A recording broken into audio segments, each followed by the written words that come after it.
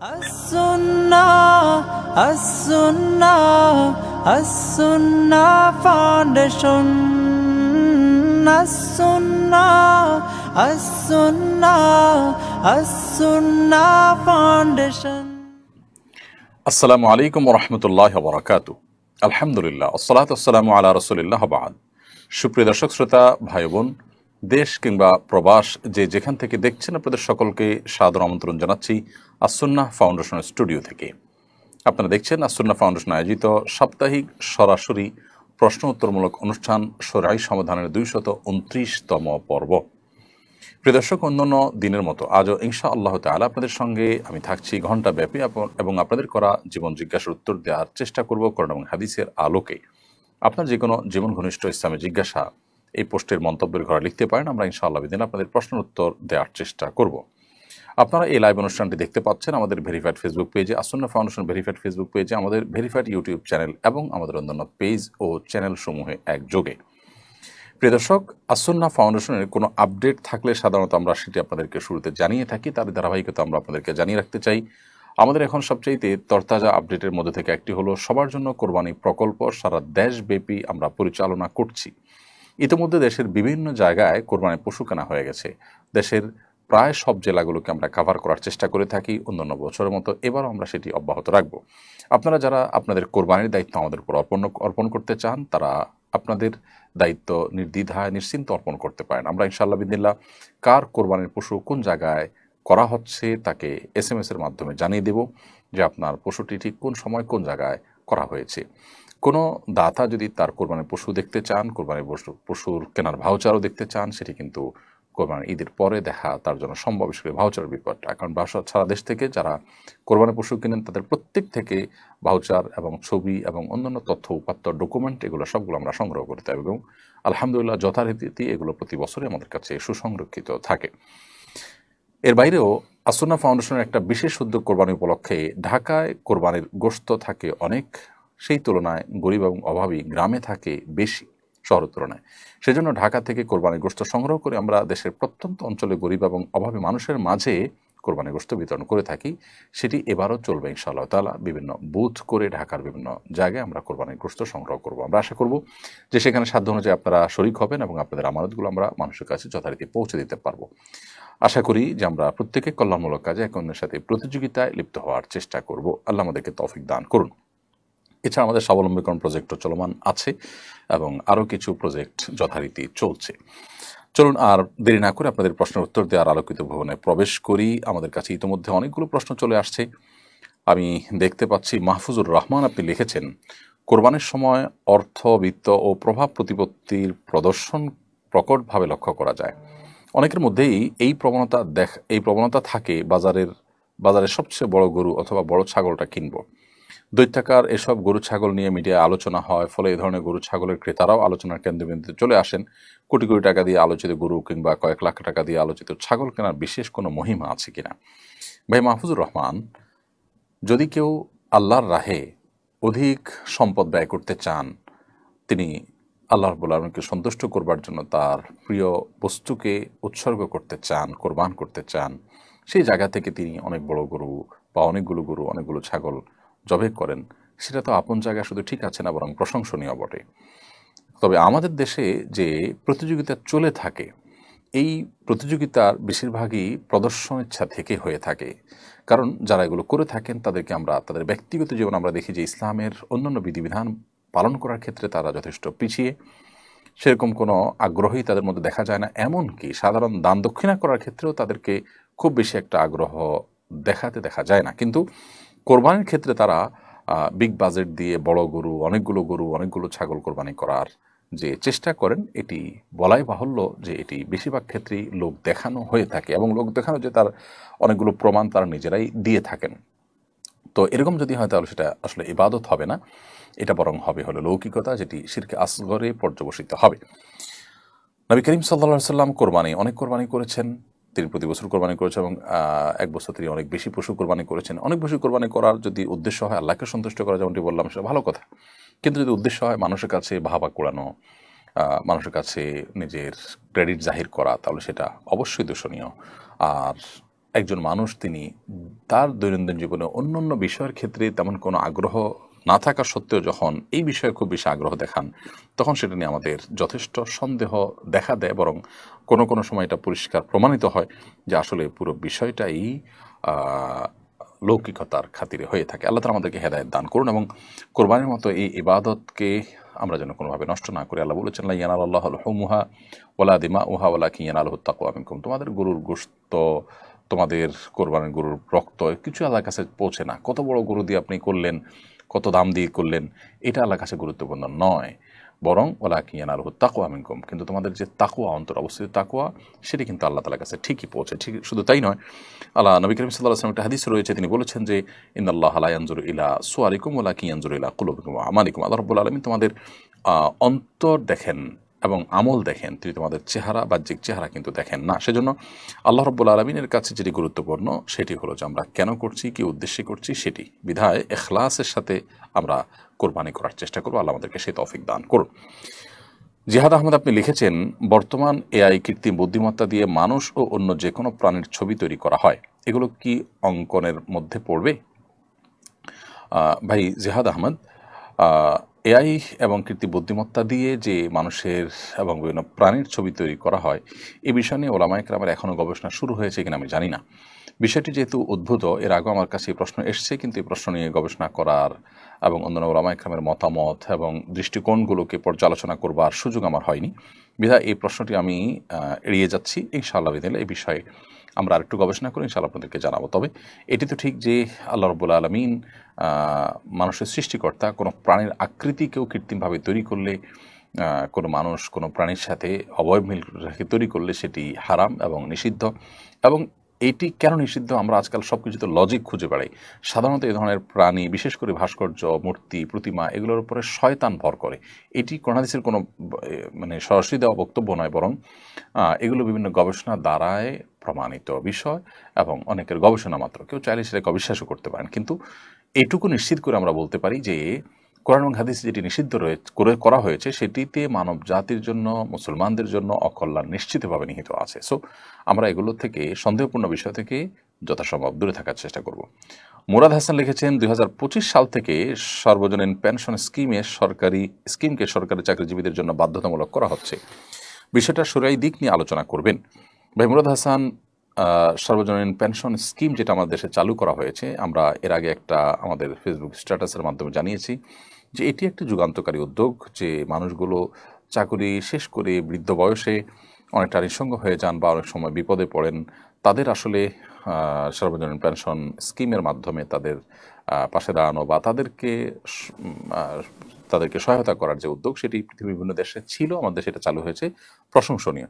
যদি ইসলামের যে মূল স্পিড আছে, ইসলামের যে মৌলিক থিঙ্কিং আছে, সেটা যদি আমাদের সমাজের সর্বত্র প্রতিষ্ঠিত থাকতো বা থাকে, তাহলে সেক্ষেত্রে এগুলোর প্রয়োজন হবে না। কারণ একটা মানুষ তার সন্তান সন্ততি, তার আত্মীয় স্বজনরা তার বৃদ্ধ বয়সে তাকে অনেক বেশি কেয়ার করবেন, যত্ন নেবেন, সেটাই স্বাভাবিক।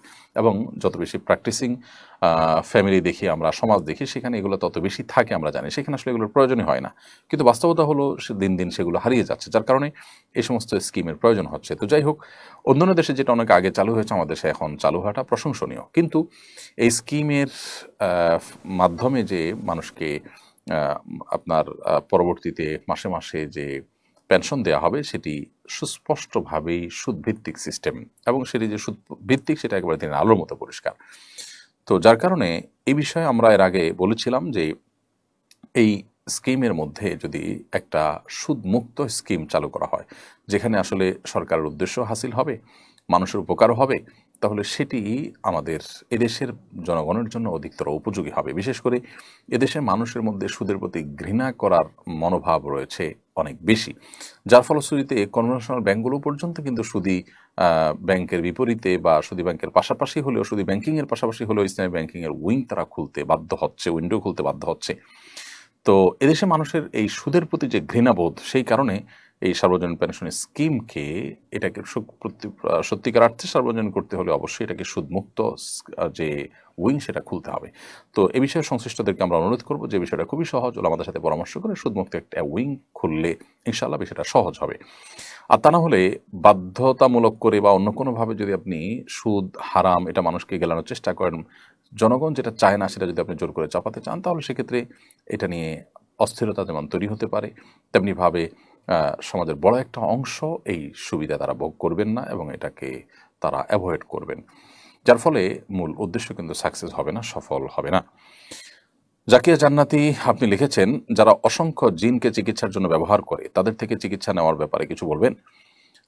জিনকে বশে রেখে বাধ্য করা এবং তাকে নির্দেশ দিয়ে বিভিন্ন কাজ হাসিল করা এটি নিষিদ্ধ, যেটাকে ইস্তেআনা বিল জিন বলা হয়ে থাকে। ইস্তেআনা বিল জিনের পরে হাদিসে এবং নবী করিম সাল্লাল্লাহু আলাইহি ওয়াসাল্লামের বহু বক্তব্যে পরিষ্কারভাবে নিষেধাজ্ঞার বিষয়টি আমরা জানতে পারি। বিধায় ইস্তেআনা বিল জিন কোনো অবস্থাতে করা যাবে না, একজন মুসলমান সেটি করবেন না।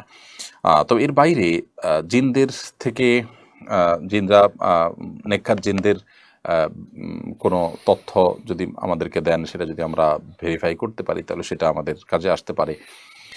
বাট তাদেরকে বশে এনে তাদেরকে বাধ্য করে তাদেরকে দিয়ে বিভিন্ন কাজ করানো সেটা কিন্তু জায়েজ নয়। বিশেষ করে ইস্তেআনা বিল জিন বলা হয়, যেটাকে সুলাইমান আলাইহিস সালামের যেটি ঘটনা রয়েছে যে তিনি জিনদের বশীভূত করতেন বা তার বশীভূত ছিল, তিনি মসজিদে আকসার জিনদের দিয়ে তৈরি করেছেন।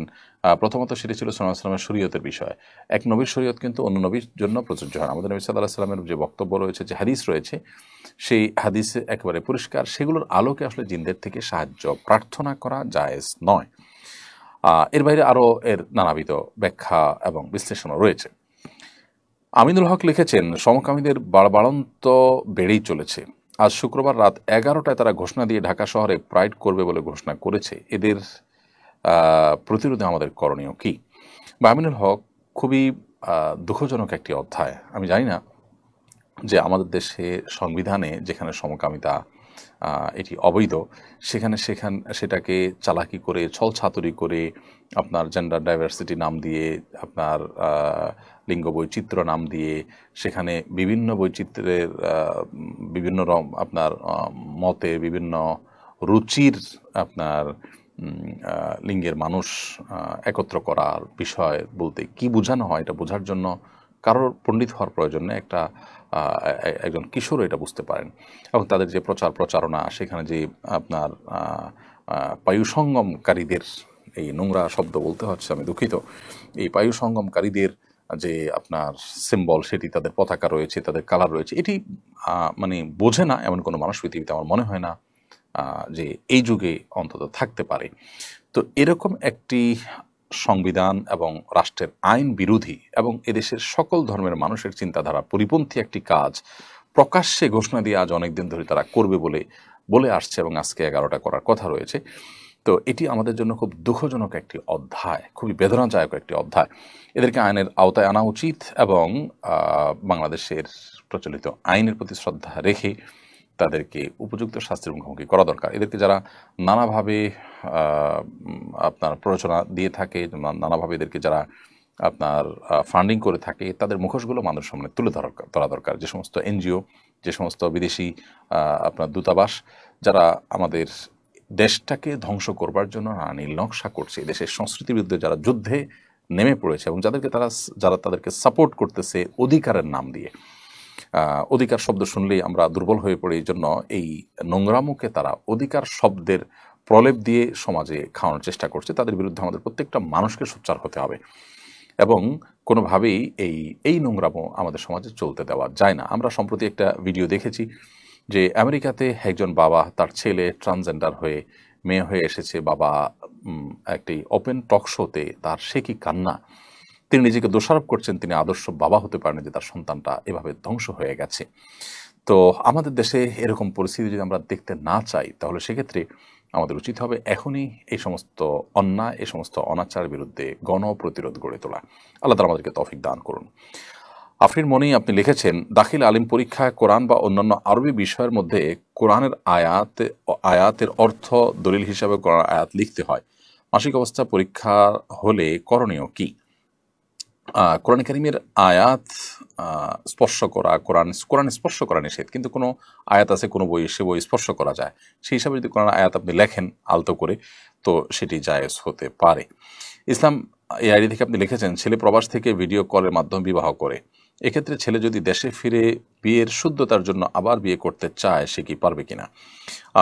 দেখুন, ভিডিও কলের মাধ্যমে বিবাহ করা এটা বিবাহের কোনো সঠিক পদ্ধতি নয়, বরং বিবাহের সঠিক পদ্ধতি হলো যে একজন প্রতিনিধি নিযুক্ত করবেন দেশে, যিনি তার পক্ষ থেকে প্রস্তাব করবেন কিংবা প্রস্তাবে তিনি সম্মতি জ্ঞাপন করবেন এবং সাক্ষীদের উপস্থিতি সেখানে থাকবে। এটাই হলো শরঈ পদ্ধতিতে বিবাহের প্রকৃত নিয়ম। এর বাইরে বিয়ের ব্যাপারে যদি আপনার ভিডিও কলে শুধুমাত্র সেখান থেকে সে প্রস্তাব দেয় বা সম্মতি দেয়, তাহলে সেটা কিন্তু বিবাহ বিশুদ্ধ হওয়ার যে প্রক্রিয়া তার আওতায় পড়বে না। সেই হিসাবে দেশে এসে যদি নতুন করে বিয়ে করেন বা আগের বিয়েটাকে যেহেতু শরিয়ার পদ্ধতি অনুযায়ী হয়নি, সেজন্য নতুন করে বা সম্পূর্ণ পৃথকভাবে বিয়ে করেন, তাহলে সেক্ষেত্রে সেটি জায়েজ নয়, বরং সেটা সঠিক কাজ হবে বা উচিত কাজ হবে। মোহাম্মদ শাওন আপনি লিখেছেন, ব্যাংকে গচ্ছিত টাকায় সুদ এলে সে টাকা গরিব সন্তান এবং তার স্ত্রীদের দান করা যাবে কিনা? সন্তান সন্ততি যদি ছোট হয় তাহলে সেটা তো বাবা মার কর্তব্য তাদেরকে লালন পালন করা। আর যদি তারা বড় হয় এবং অভাবী হয়, দুস্থ হয়, এদিকে বাবার টাকা পয়সা আছে, তাহলে সেক্ষেত্রে বাবা তাদেরকে নিজের টাকা পয়সা থেকে, সাধারণ টাকা পয়সা থেকে দেওয়াটাই হলো উচিত এবং কর্তব্য। বাট এটা ঠিক যে ব্যাংকের থেকে যে গচ্ছিত টাকা থেকে আপনি সুদ পেলেন আপনার ইচ্ছার বাইরে, সেই টাকা সেই টাকাটা আপনি যে কোনো গরিব অভাবী মানুষকে দিতে পারেন, সেই হিসাবে এটি হতেই পারে। আর স্ত্রীকে দান করতে পারবেন না, কারণ স্ত্রী আপনার স্ত্রীর ভরণ পোষণ দেওয়া আপনার কর্তব্যের অংশ। অতএব স্ত্রী আর গরিব থাকছেন না যখন তার ভরণ পোষণের সমস্ত ব্যবস্থা আপনি করেছেন, যার কারণে স্ত্রীর ব্যাপারটি, স্ত্রীকে যাকাত যেমন দেওয়া যাবে না, এ ধরনের খাতের টাকাও দেওয়া যাবে না। তবে হ্যাঁ, অন্য কোনো গরিব অভাবী মানুষ থাকলে তাদেরকে আপনি দিতে পারবেন। এরপর রাশেদ হাসান আপনি লিখেছেন, ঢাকা বিশ্ববিদ্যালয়ে গার্হস্থ্য অর্থনীতি বিভাগে ট্রান্সজেন্ডারদের জন্য বিশেষ কোটা নির্ধারণ করা হয়েছে, বিষয়টাকে আপনি কিভাবে দেখেন? ভাই রাশেদ হাসান, শুধু ঢাকা বিশ্ববিদ্যালয় নয়, বিভিন্ন প্রতিষ্ঠানে ইতোমধ্যে ট্রান্সজেন্ডারদের জন্য বিশেষ কোটা নির্ধারণ করা হয়েছে, যেটা আত্মঘাতী সিদ্ধান্ত। এগুলোর বিরুদ্ধে আমাদের প্রত্যেকটা মানুষের সোচ্চার হতে হবে, আমাদেরকে মুখ খুলতে হবে। আমাদের সমাজটাকে নষ্ট করবার নানা রকমের আয়োজন তারা করে ফেলেছে। শয়তানি এই চক্রান্ত কোনোভাবেই এদেশে চলতে দেওয়া যাবে না। সম্প্রতি একটি ভিডিও ভাইরাল হয়েছে, আপনারা দেখেছেন, আমেরিকাতে একজন বাবা এবং তার সন্তানকে টিভি টক শোতে আনা হয়েছে। সন্তান ছেলে ছিলেন, আস্ত একজন ছেলে, তিনি ট্রান্সজেন্ডার, তিনি নিজেকে রূপান্তরের মাধ্যমে ট্রান্সজেন্ডার হয়ে তিনি নারী হয়ে আসছেন। বাবা তার এই ছেলেকে হঠাৎ করে এরকম পরিবর্তন হতে দেখে অঝরে কাঁদলেন এবং টকশোতেই কাঁদলেন, এবং তিনি নিজেকে দোষারোপ করলেন তিনি আদর্শ বাবা হতে পারেননি, তার সন্তানকে নষ্টের হাত থেকে তিনি বাঁচাতে পারেন নাই, বিকৃতির হাত থেকে বাঁচাতে পারেননি। তো আমাদের সমাজে যদি এরকম ভয়াবহ পরিস্থিতি না হোক আমরা চাই, তাহলে এই অধিকারের নাম দিয়ে এই নোংরামোগুলোকে, এই সমকামিতাকে প্রতিষ্ঠা করা সহ আরও যত নোংরামো আছে, এগুলোর বিরুদ্ধে আমাদের কিন্তু কথা বলতে হবে, এগুলোর বিরুদ্ধে আমাদেরকে আওয়াজ তুলতে হবে। এবং এটা অধিকারের ইস্যু নয়, বরং এটা রীতিমতো একটা নোংরামোকে এস্টাবলিশড করার ইস্যু।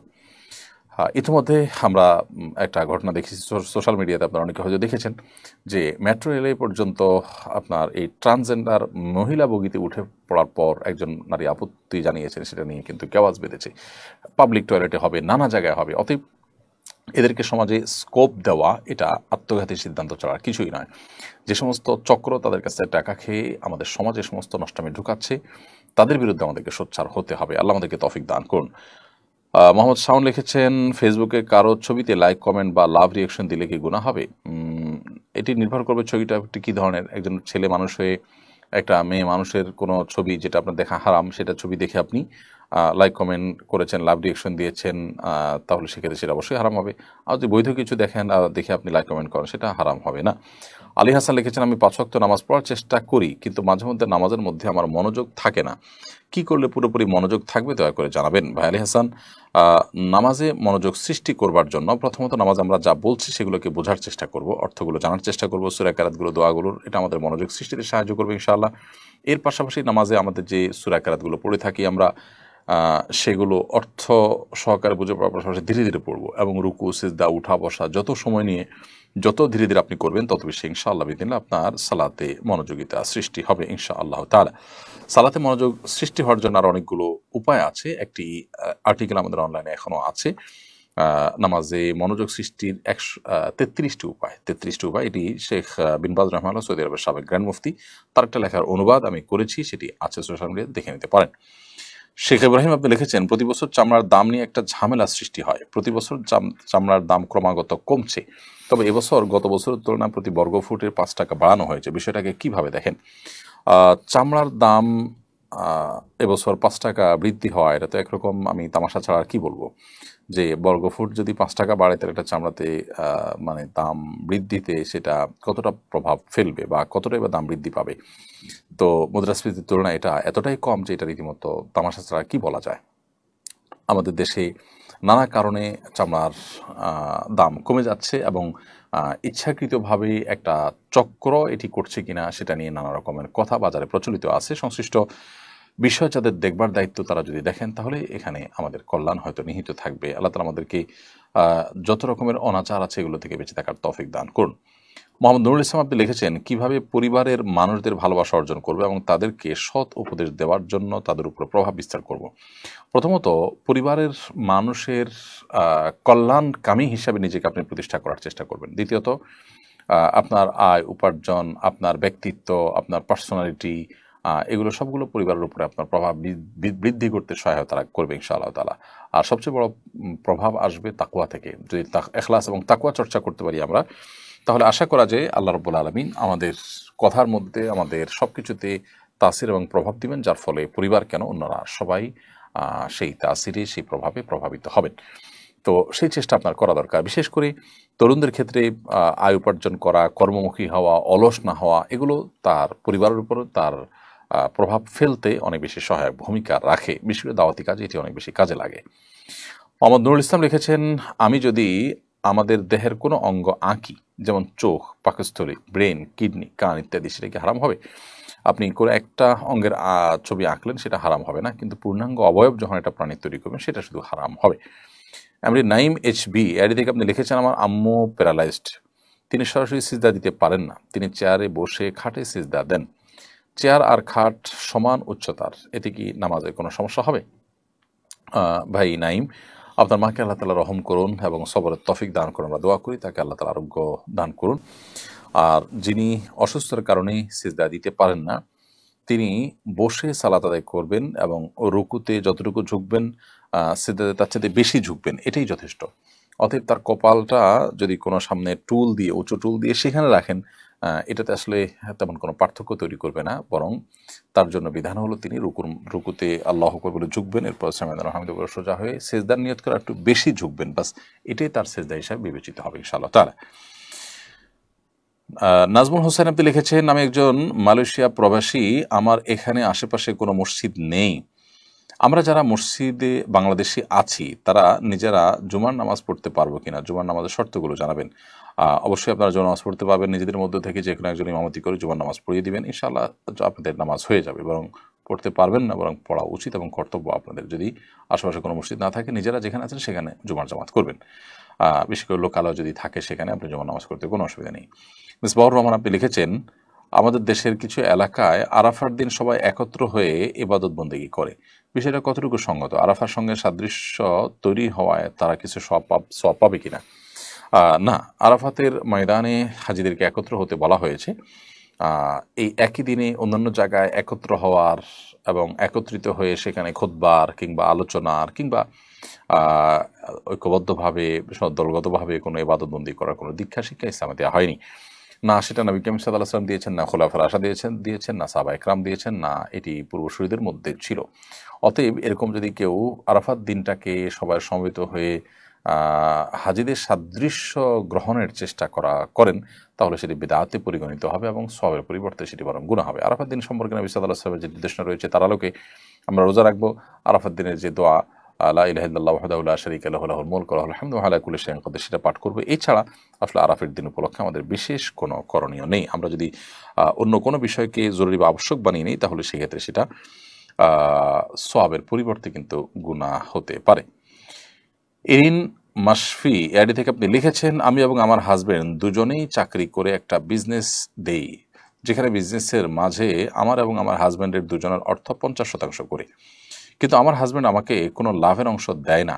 আমি তাকে না জানিয়ে যদি কিছু টাকা নেই তাহলে কি আমার গুনাহ হবে?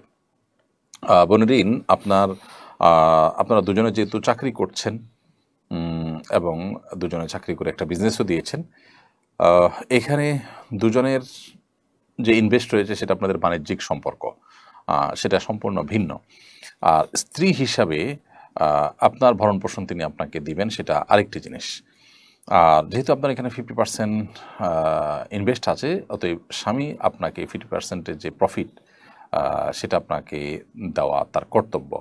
যদি না দেন তাহলে সেক্ষেত্রে আপনি সেখান থেকে তাকে না জেনে টাকা নিতে পারবেন, কারণ কারোর অধিকার যদি কারোর কাছে থেকে যায়, তিনি যদি সেটা থেকে বঞ্চিত করেন তাকে, তাহলে তিনি তার অগোচরে সেই অধিকারটুকু আদায় করে নিতে পারবেন, সেটা রাইট তার আছে। মোহাম্মদ রাশিক শাহরিয়ার আপনি লিখেছেন, জিলহজ মাসের 1 থেকে 10 তারিখের মধ্যে কি দাড়ি সাইজ করা যাবে? চুল, নখ, পশম যে কাটা যায় না, এটা কি সুন্নত নাকি ওয়াজিব? ভাই রাশিক শাহরিয়ার, জিলহজের 1 থেকে 10 তারিখ পর্যন্ত কোনো লোম, কোনো পশম, নখ ইত্যাদি আমরা কাটবো না। সেক্ষেত্রে দাড়িটা এর মধ্যে তো আরও ভালো করে আছে, দাড়িটা কোনো সময় মুসলমানের জন্য কাটা জায়েজ নেই, সেখানে এই 10 দিন তো আরও বেশি সেটি নিষিদ্ধ। তবে এই আমলটা সুন্নত নাকি ওয়াজিব আপনি জানতে চেয়েছেন, এটি ফোকাহ হানাফের মতে সুন্নাহ বা মুস্তাহাব আমল, এটি ওয়াজিব আমল নয়, যার কারণে এটি ছুটে গেলে যে গুনাহ হবে ব্যাপারটা সেরকম না। সাজ্জাদ করিম আপনি লিখেছেন, আমার অফিস হতে প্রতি বছর পোশাক ভাতা, শার্ট, প্যান্ট ও জুতা ক্রয় ব্যাংক অ্যাকাউন্টে অগ্রিম প্রদান করে। উক্ত ভাতা শার্ট, প্যান্ট ও জুতা ক্রয় করা হয়েছে মর্মে ক্যাশ মেমো দ্বারা দেখানো হয়। প্রকৃতপক্ষে উক্ত শার্ট, প্যান্ট ও জুতা ক্রয় করা হয় না, এটা কি জায়েজ হবে? মিথ্যা লিখলে ভাউচার, সেটাতে গুনাহ হবে। যদি থোক কোম্পানি দেয় এবং কোম্পানি থেকে বলা থাকে যে এটা দেওয়া আছে, কেউ কিনলে কিনলে, না কিনলে নাই, তাহলে ভিন্ন কথা। কিন্তু যদি কোম্পানি কিনতে বলে, কিনে ভাউচার দিতে বলে, তাহলে আপনাকে কিনতেই হবে। সেটা আপনি ব্যবহার না করতে পারেন, অন্য কাউকে দিয়ে দিতে পারেন, কিন্তু আপনাকে কিনতে হবে। মিথ্যা কথা বললে আপনি লিখতে পারেন না। প্রয়োজনে দোকানদারের কাছে কিনে আবার দোকানদারের কাছে ফেরত দিবেন, কিন্তু আপনাকে কিনতে হবে। না হলে ক্যাশ মেমোতে আপনি লিখেছেন এত তারিখে এটা কেনা হয়েছে, এত এটার দাম, এটা মিথ্যা কথা হবে। ইমানদার জেনে শুনে ঠান্ডা মাথায় মিথ্যা কথা বলতে পারে না। আব্দুল কাদের লিখেছেন, শ্রেণীকক্ষে ছাত্রী হিজাব নেকাব খুলতে বাধ্য করা, ধর্মীয় অনুভূতিতে আঘাত ও ব্যক্তি স্বাধীনতায় হস্তক্ষেপ করার অভিযোগে রাজশাহী বিশ্ববিদ্যালয়ের এক শিক্ষককে গত 12 মার্চ 5 বছরের জন্য সকল একাডেমিক কার্যক্রম থেকে অব্যাহতি দেওয়া হয়। তবে এই শাস্তির 3 মাস না পেরোতেই অধ্যাপক হিসাবে তাকে পদোন্নতি দেওয়া হয়েছে। বিষয়টাকে কিভাবে দেখেন? খুবই গর্হিত এবং জঘন্য একটি দৃষ্টান্ত এটি। এটির ফলে এ ধরনের সমাজে বিশৃঙ্খলা সৃষ্টি করার মতো কাজগুলো এ ধরনের উগ্র মানুষেরা এবং সংকীর্ণ চিন্তার মানুষেরা আরও বেশি করার সাহস পাবে। বিধায় এটির তদন্তমূলক তদন্ত করে এটির ব্যবস্থা গ্রহণ করা, এটির পেছনে যারা আছে তাদেরকে আইনের আওতায় আনা এবং দৃষ্টান্তমূলক শাস্তি দেওয়াটা খুবই জরুরি একটি বিষয়। দেখুন, এভাবে ছোট ছোট বিষয়গুলোই একটা সময় বড় বিষয়ে পরিণত হয় এবং সমাজের মানুষের মধ্যে আস্থার ঘাটতি দেখা দেয়। বিচারহীনতার যে কালচার আমাদের সমাজে রয়েছে, এ ধরনের ঘটনাগুলো সেটিকে আরও স্টাবলিশ করবে।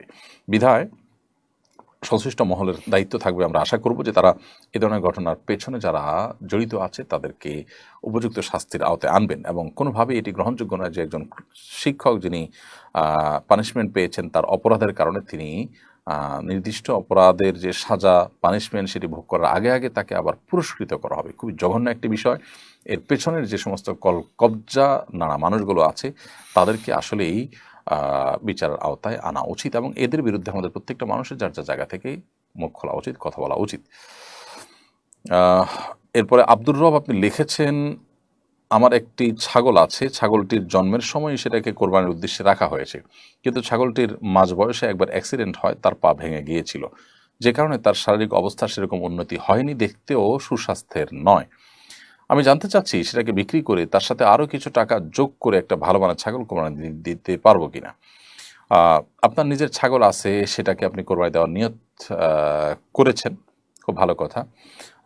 এখন যেহেতু ত্রুটিপূর্ণ হয়ে গেছে সেই ছাগল, অতএব সেই ছাগল পরিবর্তন করে আপনি আরেকটি ছাগল দিবেন, কারণ কোরবানির পশু ত্রুটিপূর্ণ হলে সেটি দিয়ে কোরবানি করা উচিত নয়, বরং কোরবানি করতে হবে ত্রুটি মুক্ত পশু দ্বারা। অতএব যে পশুর পা ভেঙে গেছে, যে সুস্থ স্বাভাবিকভাবে হেঁটে জবে করার জায়গা পর্যন্ত হেঁটে যেতে পারে না, যার শিং ভাঙা একটা, অথবা যার একটা চোখ কানা, এই জাতীয় এত দুর্বল যে খাবার খেতে পারে না বা হাঁটতে পারে না, এ ধরনের দুর্বল পশু দিয়ে কোরবানি করা উচিত নয়। সেগুলো এমনি খাওয়া হালাল, বাট কোরবানির জন্য উপযুক্ত নয়। যার কারণে এ ধরনের পশু আপনার থাকলেও সেটা পরিবর্তন করাটাই বরং আপনার জন্য কর্তব্য। কাশ্মীর হাসান আপনি লিখেছেন, আমি একজন যুবক, আমি খুব বিষণ্ণতায় আছি। আমি একটা মেয়েকে বিগত 3 বছর যাবত একতরফা ভালোবেসে আসছি। আমি জানি বিবাহ বহির্ভূত কোনো মেয়েকে ভালোবাসা কবিরা গুনাহ, কিন্তু আমি নেক উদ্দেশ্যে তাকে বিবাহ করতে চাই। এমত অবস্থা আমার করণীয় কি, দয়া করে জানাবেন। বিবাহের উদ্দেশ্যেও যদি আপনি এই সম্পর্ক করেন সেটাও হারাম হবে, গুনাহ হবে, গুনাহ সর্বাবস্থায় গুনাহ হবে।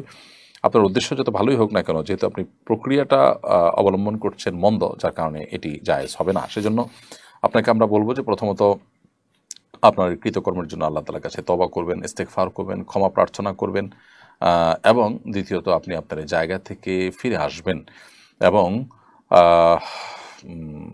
কোনো অবস্থাতেই এটাকে প্রশ্রয় দেওয়ার কোনো সুযোগ নেই। আর যদি আপনি তাকে বিয়ে করার সুযোগ থাকে তাহলে বিবাহ করে ফেলান এবং পূর্বের কৃতকর্মের জন্য আল্লাহ তাআলার কাছে মাফ চান। এটাই হলো একমাত্র করণীয়। নিজের নফসের বিরুদ্ধে সংগ্রাম করতে পারাটাই হলো অনেক বড় সার্থকতার বিষয়, ইমানদারের জীবনে একটা গুরুত্বপূর্ণ টার্গেট। সেটা যদি না হয় তাহলে সেক্ষেত্রে আপনি অবশ্যই আল্লাহ সুবহানাহু ওয়া তাআলার কাছে গুনাহগার হিসেবে বিবেচিত হবেন। প্রিয় দর্শক, দেখতে দেখতে অনুষ্ঠানের ঠিক মাঝামাঝি আমরা পৌঁছে গেছি, সময় হয়ে গেছে ছোট্ট একটি বিরতির পর আমরা আবারও ফিরে আসছি। আশা করি আমাদের সঙ্গেই থাকবেন ইনশাআল্লাহ তাআলা। কোরআন মানব জাতির মুক্তির সনদ, কোরআন আমাদের গাইডবুক। অথচ সমাজের খুব কম মানুষই কোরআন বোঝেন বা বোঝার চেষ্টা করেন। বছর জুড়ে কোরআন চর্চার লক্ষ্যে শুরু হলো আস-সুন্নাহ ফাউন্ডেশনের যাবৎকালের সর্ববৃহৎ প্রতিযোগিতা কোরআন বর্ষ। 2024 রমজান থেকে 2025 রমজান পর্যন্ত 6 ধাপে অনুষ্ঠিত হতে যাচ্ছে আল কোরআনুল কারীম পাঠ ও প্রতিযোগিতা। বিজয়ীদের জন্য থাকছে 3টি উমরা, 1টি কম্পিউটার, 5টি ব্যক্তিগত লাইব্রেরি, 6টি কিন্ডেল রিডার সহ 15 লক্ষ টাকার মূল্যবান সব পুরস্কার। আল্লাহ সুবহানাহু ওয়া তাআলা আমাদেরকে ভালো কাজে একে অন্যের সঙ্গে প্রতিযোগিতায় অবতীর্ণ হওয়ার নির্দেশ করেছেন। সুতরাং আসুন কোরআন চর্চার এই মহা আয়োজনে, কোরআনের এই বিশাল প্রতিযোগিতায় সামিল হয়ে নিজেদেরকে কোরআনের জ্ঞানে সমৃদ্ধ করি, জীবনকে করি কোরআনময়। পার্থিব এই সমস্ত মহামূল্যবান পুরস্কার জেতার পাশাপাশি আল্লাহ সুবহানাহু ওয়া তাআলার কাছ থেকে অফুরন্ত বিনিময় লাভের এই সুযোগটি যেন আমাদের কারোর হাতছাড়া না হয়। তাহলে আর দেরি নয়, শুরু করুন এখনই কোরআন বর্ষ, বছরব্যাপী কোরআন চর্চার এক অনন্য আয়োজন। আস-সুন্নাহ ফাউন্ডেশন, উম্মার স্বার্থে, সুন্নাহর সাথে। বিরতির পর আবার আপনাদেরকে স্বাগতম জানাচ্ছি আস-সুন্নাহ ফাউন্ডেশন স্টুডিও থেকে। আপনারা দেখছেন আস-সুন্নাহ ফাউন্ডেশন আয়োজিত সাপ্তাহিক সরাসরি প্রশ্ন উত্তরমূলক অনুষ্ঠান শরীয়ী সমাধানের 229তম পর্ব। প্রিয় দর্শক, আপনারা অনেক ইতিমধ্যে শুনেছেন যে বাংলাদেশের আকাশে জিলহজের চাঁদ দেখা গেছে আলহামদুলিল্লাহ, এবং সেই হিসাবে এখন থেকেই জিলহজ মাস আরম্ভ হয়ে গেছে। জিলহজের প্রথম দশক এটি ইবাদতের গুরুত্বপূর্ণ একটি মৌসুম এবং সিজন। প্রিয় নবী সাল্লাল্লাহু আলাইহি সাল্লাম এই সময়টাতে অনেক বেশি ইবাদত বন্দেগী করাটাকে পছন্দ করতেন এবং তিনি বলেছেন আল্লাহর কাছে সবচেয়ে প্রিয় এই দিনগুলোর ইবাদত, অর্থাৎ জিলহজের প্রথম 10 দিনের ইবাদতের মৌসুম হিসাবে রমজানের পরে সবচেয়ে শ্রেষ্ঠ এবং বড় মৌসুম হলো জিলহজের এই দশক। বিধায় এই দশকের প্রতিটি মুহূর্তকে আমরা ইবাদতের বন্দেগীর মাধ্যমে কাটানোর চেষ্টা করব। প্রথম 9 দিন রোজা রাখার চেষ্টা করব, আরাফাত দিন বিশেষভাবে রোজা রাখবো, আরও যে আমলগুলো আছে সেগুলো করবো, বিশেষ করে আল্লাহর জিকির বেশি করা এবং তাকবীর আল্লাহু আকবার আল্লাহু আকবার, লা ইলাহা ইল্লাল্লাহ আল্লাহু আকবার আল্লাহু আকবার, আলহামদুলিল্লাহ বেশি বেশি পাঠ করবো। যারা কোরবানি নিয়ত করেছি অথবা কোরবানি করতে পারবো না, আমরা আমাদের চুল, নখ ইত্যাদি এগুলো কাটা থেকে বিরত থাকবো এখন থেকে, যেহেতু চাঁদ উঠে গেছে, এবং কোরবানির পর সেগুলো করবো ইনশাআল্লাহ তাআলা। আল্লাহ তাআলা আমাদের সকলকে জিলহজের প্রথম দশকের এই গুরুত্বপূর্ণ দিনগুলোকে ইবাদতের মাধ্যমে কাটাবার তৌফিক দান করুন। চলুন এরপর আপনাদের যে সমস্ত প্রশ্ন আমাদের কাছে ইতিমধ্যে চলে আসছে সেগুলোর উত্তরে আমরা চলে যাই। আব্দুর রহিম লিখেছেন, এক দরিদ্র ব্যক্তি হজের নিয়তে অনেক বছর আগে কিছু গাছ লাগিয়েছেন। অনেক বছরের পরিচর্যার পরে তিনি সেই গাছ বিক্রি করে হজ করতে যেতে পেরেছেন। আপনার মন্তব্য জানতে চাই। আলহামদুলিল্লাহ ভাই আব্দুর রহিম, খুবই আনন্দের সংবাদ এবং খুবই চমৎকার একটি বিষয়, যেটি আমাদের অনেকের জন্যই শিক্ষা বহন করে, যার কারণে এই ধরনের ঘটনা আমাদের প্রত্যেকটা মানুষকে প্রেরণা যোগায়। আমাদের এখান থেকে অনুপ্রাণিত হওয়া উচিত। ভালো কাজের জন্য সদিচ্ছা এবং আন্তরিক প্রচেষ্টা থাকলে আল্লাহ তাআলা তাকে সাফল্যের চূড়ান্ত শিখরে পৌঁছার তৌফিক দান করেন। আল্লাহর ওয়াদাও রয়েছে, আল্লাহ বলেছেন ওয়াল্লাযিনা জাহাদু ফিনা লানাহদিয়ানহুম সুবুলানা, যারা আমার পথে আসার জন্য চেষ্টা করে, আল্লাহ বলেছেন আমি অবশ্যই তাদেরকে আমার দিকে আসার বহুমুখী পথ দেখিয়ে দিব। আমরা যারা বাইতুল্লাহ হজ করতে পারিনি, আমরা অর্থের অভাব বা আমাদের সামর্থ্যের অভাব নানা রকমের অজুহাত দিয়ে থাকি। এই অজুহাতগুলো যে যথার্থ নয়, বরং আমাদের আন্তরিকতা, আন্তরিক প্রচেষ্টা, আমাদের ঐকান্তিক চেষ্টা, আমাদের সার্বিক আপনার সদিচ্ছা এবং নানামুখী উদ্যোগ গ্রহণ করাটা যে কর্তব্য, সেটি আমরা পালন করতে কার্পণ্য করে থাকি। সেটির শিক্ষা আমরা এখান থেকে নিব এবং ভাইটির আল্লাহ তাআলা হজকে কবুল করুন এবং তার মতো বরং তার চেয়ে আরও বেশি আমাদের সবাইকে আল্লাহর ইবাদত বন্দেগীর জন্য আত্মত্যাগ করার তৌফিক দান করুন। আশিক মণ্ডল লিখেছেন, আল্লাহর জন্য আপনাকে ভালোবাসি, আল্লাহ আমাকে আপনার কাছ থেকে বহু কিছু শিখিয়েছেন। আমি সৌদি প্রবাসী, খুব মুসিবতে আছি, আমি এবং আমার পরিবারের জন্য দোয়া করুন। ভাই আশিক মণ্ডল, আল্লাহ তাআলা আপনাকে ভালোবাসুক, আমাদেরকে যারা ভালোবাসছেন আল্লাহ আপনাদেরকে ভালোবাসুন। আপনাদেরকে বলে রাখি যে আমাদের প্রত্যেকটা দোয়া কবুলের জায়গাগুলোতে, সময়গুলোতে আমরা চেষ্টা করি নিজেদের দোয়ার পাশাপাশি আমাদের ফাউন্ডেশনের হিতাকাঙ্ক্ষী, শুভাকাঙ্ক্ষী, আমাদের পেজের ফলোয়ার, আমাদেরকে যারা আল্লাহর জন্য ভালোবাসেন, স্নেহ করেন, এমনকি যারা ঘৃণা করেন আল্লাহর জন্য, তাদের সবার জন্য আমরা আল্লাহ তাআলার কাছে দোয়া নিবেদন করে থাকি। আপনি পেরেশানিতে আছেন শুনে খারাপ লাগলো, আল্লাহ তাআলা আপনাকে আপনার পেরেশানি দূর করে দিন এবং আপনাকে আল্লাহ রাব্বুল আলামিন সব ধরনের মুসিবত থেকে বেরিয়ে আসার তৌফিক দান করুন। এরপরে শারমিন বিথি আপনি লিখেছেন, মেয়েরা কি লোহার, তামার ও সিটি গোল্ডের গহনা পড়তে পারে? মেয়েরা স্বর্ণ এবং রূপার বা আপনার অন্যান্য যে সমস্ত পাথর ইত্যাদি আছে সে সমস্ত কিছুর গহনা ইত্যাদি তারা পড়তে পারেন। এছাড়া তামা কিংবা লোহা এটা পরা জায়েজ নয়। সিটি গোল্ডে পড়তে পারেন। তামা লোহার ব্যাপারে নবী করিম সাল্লাল্লাহু আলাইহি ওয়াসাল্লাম হাদিসে পরিষ্কার নিষেধাজ্ঞা রয়েছে। জাহান্নামীদেরকে লোহা পরানো হবে, এটা মানুষের শরীরের কোনো অলংকার হতে পারে না। নবী সাল্লাল্লাহু আলাইহি ওয়াসাল্লাম সেজন্য এটাকে নিষেধ করেছেন, জান্নাতের সাথে সাদৃশ্য যেন না হয়। আর তামার ক্ষেত্রেও হাদিসে নিষেধাজ্ঞা রয়েছে, যার কারণে তামা, লোহা এগুলো আমরা ব্যবহার করব না। তবে আমাদের বোনরা সিটি গোল্ড, এমনি সাধারণ স্বর্ণ বা রূপা বা অন্যান্য যে সমস্ত মূল্যবান ধাতব আছে, এই লোহা এবং তামা এগুলোর বাইরে সেগুলো পড়তে পারেন। মোহাম্মদ রাকিবুল ইসলাম চাঁদপুরি আপনি লিখেছেন, রাস্তায় কুড়িয়ে পাওয়া স্বর্ণের আংটির মালিক খোঁজ করে না পাওয়া গেলে সে আংটি কি করতে হবে? ভাই রাকিবুল ইসলাম, রাস্তায় স্বর্ণের আংটি পেয়েছেন, মালিক বহুত খোঁজ করেছেন, পাননি। যদি এরকম হয় তাহলে সেক্ষেত্রে শরীয়তে এটার জন্য আপনার যে মানে খোঁজাখুঁজি করতে হবে সেটা আপনাকে আগে শেষ করতে হবে। আপনি কোনো রকম দায়সারাভাবে খোঁজ করলেই তো হবে না। বিভিন্নভাবে খোঁজ করতে করতে সম্ভাব্য সকল উপায় করেছেন, দীর্ঘদিন করেছেন, কোনোভাবে পাওয়ার সম্ভাবনা নেই। এরকম যদি হয়ে যায় তাহলে সেটা আপনি কোনো গরিব দুঃখীকে দান করে দিতে পারবেন, ওই ব্যক্তির তরফ থেকে যিনি মালিক তার তরফ থেকে, সওয়াবের নিয়তে।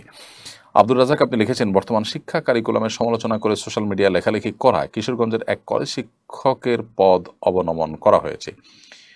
ডিজিটাল সিকিউরিটি অ্যাক্টে মামলা সহ বিভিন্ন খড়গ নেমে এসেছে তার উপর, বিষয়টা কিভাবে দেখেছেন? ভাই আব্দুর রাজাক, আইনে কি আছে আমি জানি না, আইনের প্রতি শ্রদ্ধা রেখেই বলছি আমি, শৃঙ্খলা নিয়ম এটা সবার মেনে চলা উচিত। কিন্তু শিক্ষা কারিকুলামে যে ঝামেলা আছে, বিশেষ করে পাঠ্যপুস্তকে যে বিশাল বড় ধরনের সমস্যা তৈরি করেছে দেশের কিছু এনজিও এবং বিদেশি কিছু অ্যাম্বাসির পৃষ্ঠপোষকতা তারা এই কাজগুলো করেছে, এটাও এখন ওপেন সিক্রেট এবং বিষয়টা সরকারের কনসার্নেও আছে আমি যতটুকু জানি। কারণ ইতিমধ্যে আমরা দেখেছি যে এনসিটিভির একজন এই কাজের জন্য অভিযুক্ত ব্যক্তি, যার ব্যাপারে বহু অভিযোগ রয়েছে, অভিযোগের পাহাড় রয়েছে, সকল নষ্টামির মূলে যে কয়েকজন রয়েছে তার মধ্যে তিনি শ্রী মশিউজ্জামানকে ওএসডি করেছেন সরকার।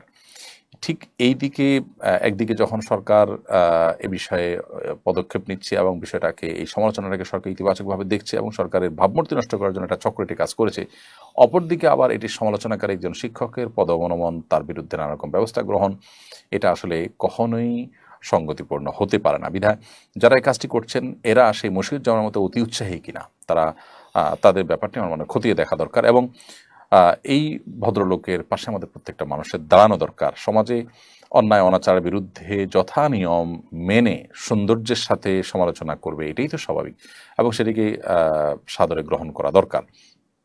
তিনি একজন শিক্ষক মানুষ, শিক্ষা কারিকুলামের সমস্যা থাকলে তিনি সে কথা অবশ্যই বলবেন। সেটা বলার কারণে তার উপর খড়গ নেমে আসা কোনোভাবেই গ্রহণযোগ্য হতে পারে না। সোমাইয়া সাদ্দাম এআইডি থেকে আপনি লিখেছেন, আমার সোনা ও রূপা খুব পছন্দ, আমি যদি পরিমাণ মতো বা একটু বেশি সোনা রূপার গহনা বানাই তাহলে কি আমার গুনাহ হবে না? কোনো গুনাহ হবে না। মেয়েদেরকে আল্লাহ রাব্বুল আলামিন সে সুযোগ দিয়েছেন, ইসলাম সে সুযোগ দেওয়া হয়েছে যে মেয়েরা তারা স্বর্ণ রূপা তাদের প্রয়োজন মতো গহনা তৈরি করতে পারবে। এরকম কোনো লিমিটেশন দিয়ে দেওয়া হয় না যে এর বেশি মেয়েরা এটি বানাতে পারবে না, অতএব আপনার প্রয়োজন হচ্ছে আপনি সেটি কিন্তু করতে পারবেন। তাওহীদ চায়ন আপনি লিখেছেন, কোনো মা তার সন্তানকে যদি এই বলে গালি দেয় এই কোরবানিতে তোদের কোরবানি করব, এর কাফারার বিধান কি? এটার কোনো বিশেষ কাফারা হবে না, তবে এরকম কথা বলা উচিত নয়। একজন মা, একজন বাবা, তিনি দায়িত্বশীল মানুষের মতো কথা বলতে হবে। সন্তানদেরকে যদি এরকম কোনো কথা বলেন যেটা আসলে বদদোয়ামূলক হয়, এটা উচিত নয়। বদদোয়ামূলক কথা বলা এটা কোনো মুসলমানের শান না। নবী করিম সাল্লাল্লাহু আলাইহি ওয়াসাল্লাম বলেছেন যে লাম ইয়াকুনিল মুমিনু লাআনুল্লাহ তাআনুল্লাহ ফাহিশান ওয়ালা ওয়ালা ঈমানদার কখনো ফাহেশ, অশ্লীল উক্তিকারী, বাজে কথা মন্তব্যকারী কিংবা আপনার গালিবাজ যেটা হতে পারে না। ইমানদার লাআন তাআন ফাহেশ হবে না। নবী সাল্লাল্লাহু আলাইহি ওয়াসাল্লাম সেরকম কোনো কাজ করতেন না কখনো। যার কারণে একজন মুসলিম হিসাবে আমাদের উচিত হবে নিজেদের সন্তানদের পরে কখনো মনক্ষুণ্ণ হলেও তাদেরকে এ ধরনের বদদোয়া ইত্যাদি না দেওয়া। তা না হলে কখনো কখনো এরকম বদদোয়া দেওয়া মানুষের স্বভাবে পরিণত হয় এবং সেটি গুনাহের কাজ।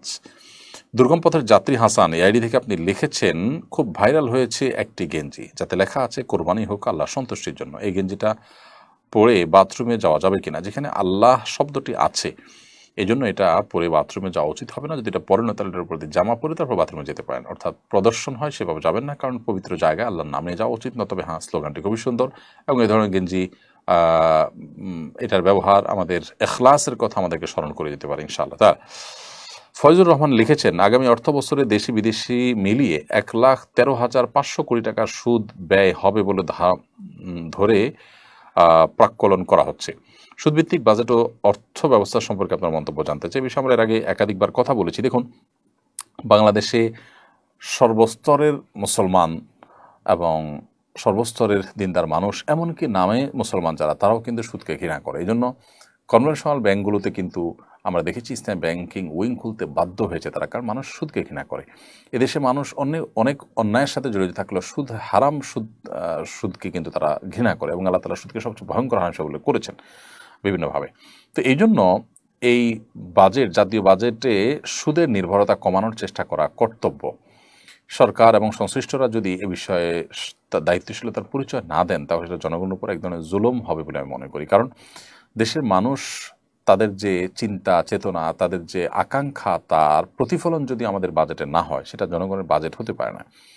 বাজেটে অনেক ভালো ভালো দিক থাকতে পারে, কিন্তু সুদের নির্ভরতা দিন দিন যে বাড়ছে, সুদের নির্ভরতা, এই সুদের নির্ভরতাটা কমানো দরকার। সেটার জন্য কৃচ্ছতা সাধনের বহু জায়গা আছে যেগুলো আমরা চাইলেই করতে পারি। সে জায়গাগুলো করা যেতে পারে, আরও নানামুখী উদ্যোগ নেওয়া যেতে পারে।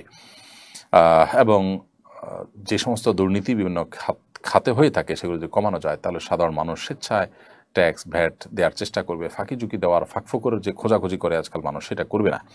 সেই জায়গায় আসলে ফোকাস করা দরকার। সুদী ঋণের উপর নির্ভরতা একটি দেশকে কখনো শক্তিশালী জায়গায় আসলে নিয়ে যেতে পারে না। আমি যদিও বিষয় বিশেষজ্ঞ নই, কিন্তু আমি একজন সাধারণ মানুষ হিসেবে আমার ধারণা এবং মন্তব্য শুরু করলাম। আল্লাহ তাআলা আমাদেরকে সুদের জাতাকল থেকে বেঁচে থাকার তৌফিক দান করুন। জনগণের একজন সদস্য হিসাবে, দেশে একজন নাগরিক হিসাবে এই সুদের দায় আমাদের প্রত্যেকটা মানুষের মাথার উপরে বর্তায়।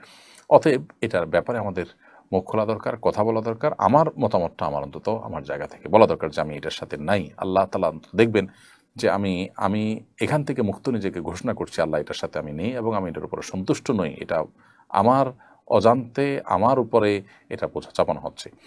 হাসান মিরান আপনি লিখেছেন, জানাজা শুরু হয়ে যাচ্ছে, ওযু করতে গেলে নামাজ শেষ হয়ে যাবে, এই মুহূর্তে ওযু না থাকলে করণীয় কি? জানাজা যদি ওযু করতে গেলে আর পাওয়া যাবে না এরকম হয়, তাহলে তায়াম্মুম করে জানাজা পড়া যাবে। আর যদি ওযু করে আপনি জানাজা পাবেন মনে হয়, তাহলে সেক্ষেত্রে ওযু করে আপনি জানাজা পড়বেন। হুমায়রা তাসনিম আপনি লিখেছেন, যখন সুদ সম্পর্কে ধারণা ছিল না তখন ব্যাংকে কিছু টাকা রাখা ছিল। এখন সুদের অংশ কি করা উচিত? ঋণগ্রস্ত আত্মীয়কে দেওয়া যাবে কিনা? হ্যাঁ, দিতে পারেন। ঋণগ্রস্ত আত্মীয়কে ঋণ পরিশোধের জন্য ওই সুদের টাকাগুলো দান করে দিতে পারেন এবং নিজের অজান্তে হয়ে থাকলেও আল্লাহর কাছে তওবা এবং ইস্তেগফার করবেন, আল্লাহ যেন মাফ করে দেন। এমনি ওসমান মোল্লা আপনি লিখেছেন, আমার ভাই নিয়মিত নামাজ পড়ে না, নেশা করে, আমি চাই না একসাথে কোরবানি দিতে, কিন্তু যদি একসাথে কোরবানি না দেই তাহলে পারিবারিক সমস্যা হবে, করণীয় কি? ভাই ওসমান মোল্লা, যারা নিয়মিত নামাজ পড়েন না, নেশা করেন, তারা আসলে তাদের কোরবানির কোনো মানেই হয় না। এটা লুঙ্গি খুলে পাগড়ি পরার মতো। অতএব এ সমস্ত মানুষের সাথে যৌথভাবে কোরবানি না দিয়ে নিজে বরং একাই কোরবানি দেওয়া উচিত, অথবা মুত্তাকি পরহেজগারদের সাথে কোরবানি দেওয়া উচিত। সাইফুদ্দিন আপনি লিখেছেন, একটি পাবলিক বিশ্ববিদ্যালয়ের শিক্ষকের বিরুদ্ধে তার স্ত্রী সংবাদ সম্মেলন করে অভিযোগ করেছেন তার শিক্ষক স্বামী তাকে নিয়মিত নির্যাতন করে এবং যৌতুক দাবি করে। এই বিষয়ে আপনার মন্তব্য কামনা করছি। দেখুন, পাবলিক বিশ্ববিদ্যালয়ের শিক্ষক এর বিরুদ্ধে এ ধরনের অভিযোগ যেমন উঠেছে, এই ধরনের অভিযোগ আরও বিভিন্ন পেশার মানুষদের বিরুদ্ধেও কিন্তু উঠতে পারে। তো এরকম পরিস্থিতি আমাদের সমাজে যে হচ্ছে সেটি দুঃখজনক।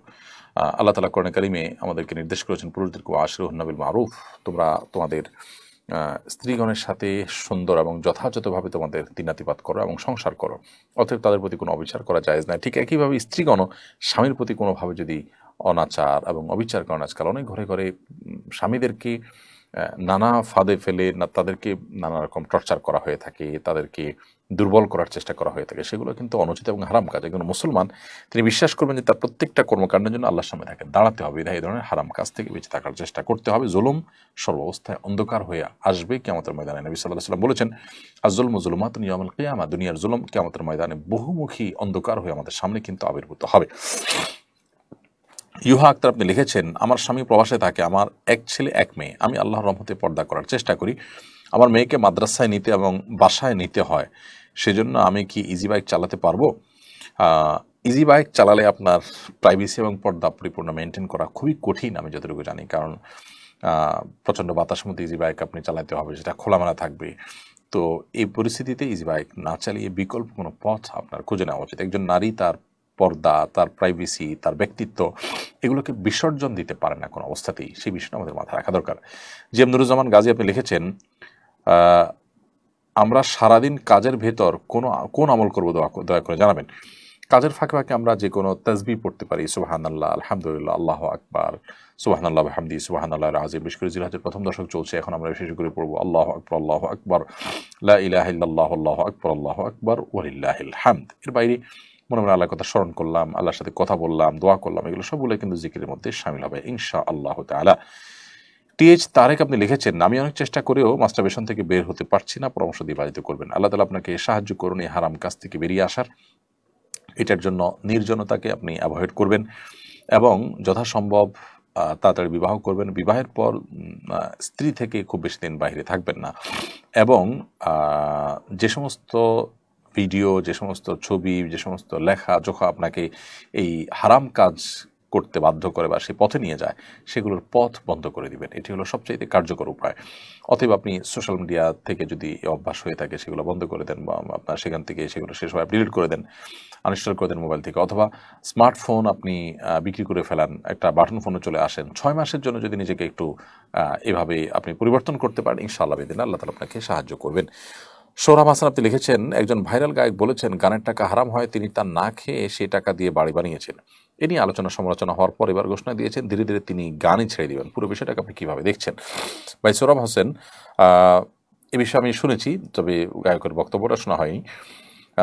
যিনি এরকমটি বলেছেন তিনি আসলে তার প্রথমোক্ত কথাটি তার ধারণা ইসলাম সম্পর্কে পরিপূর্ণ ধারণা না থাকার কারণে হয়তো তিনি বলেছেন, তার প্রতি শ্রদ্ধা রেখেই বলছি।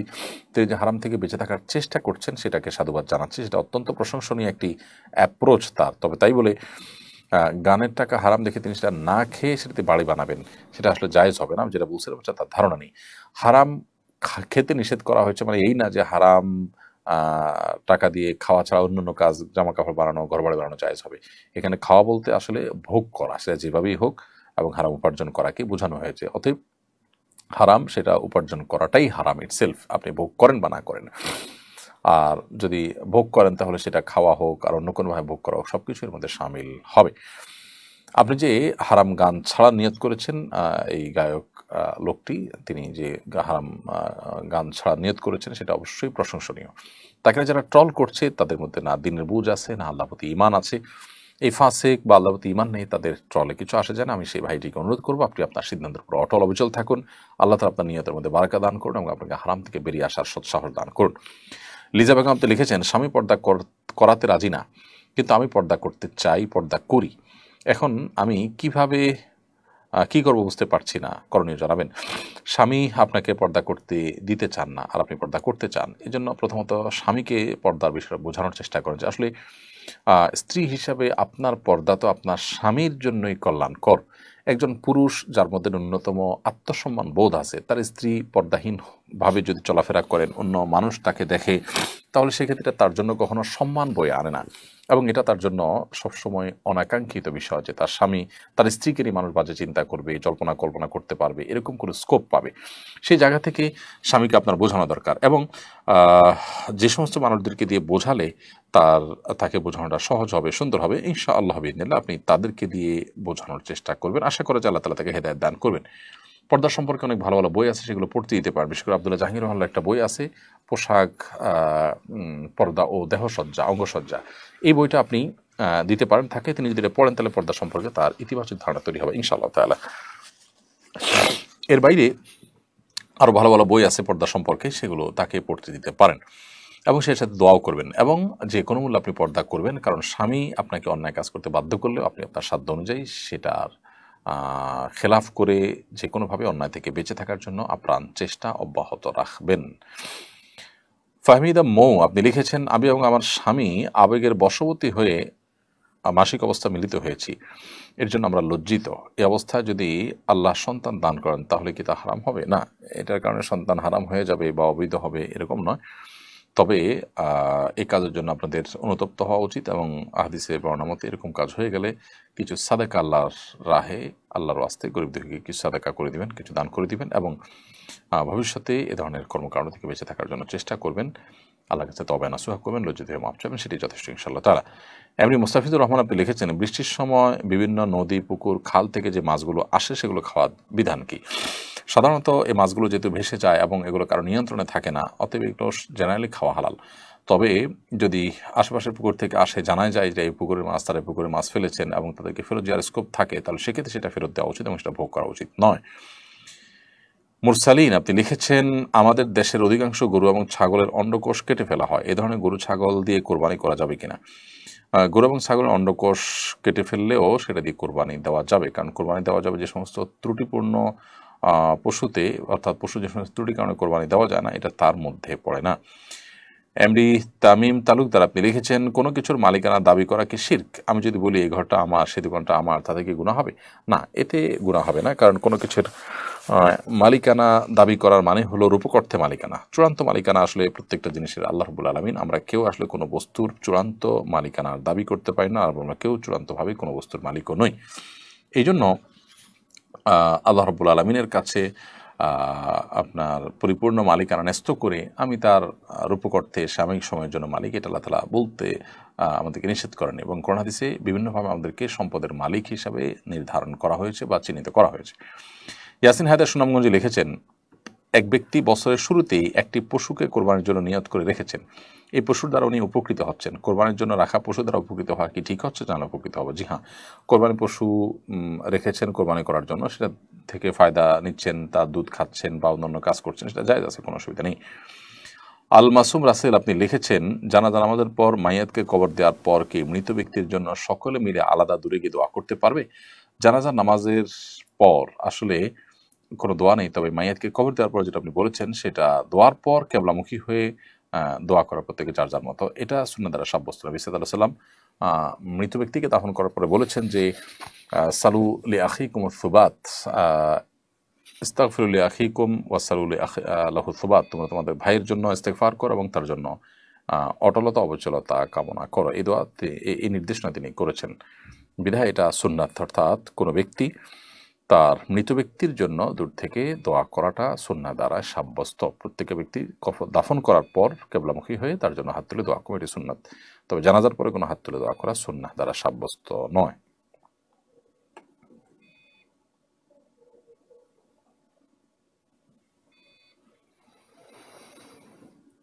কিরে